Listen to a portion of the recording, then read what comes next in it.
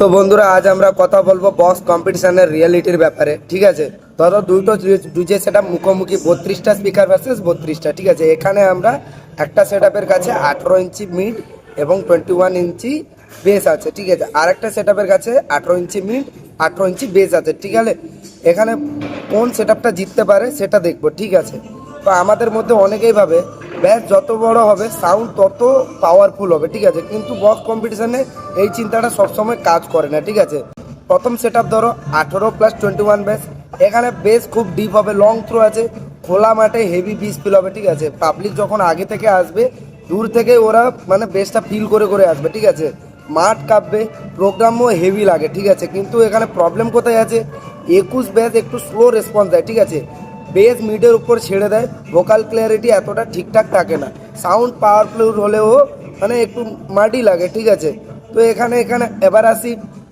18+18 বেসের কাছে। ঠিক আছে, এখানে বেস খুব ডিপ হয় কিন্তু পাঞ্চ খুব ফাস্ট।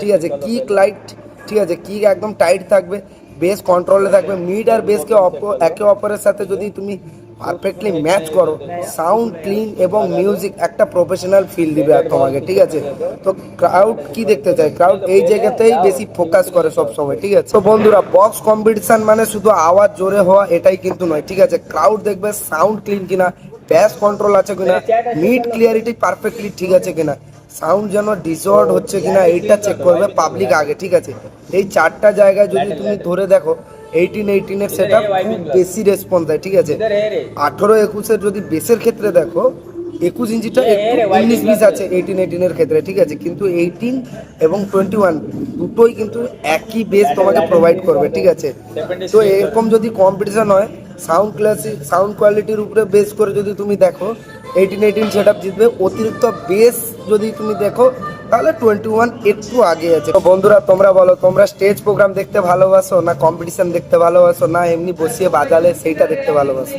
তো তোমরা বলবে আমাকে। আর এবং তুমি কোন মিউজিকের ফ্যান, মানে কোন সেট আপের ফ্যান আমাকে অবশ্যই বলবে।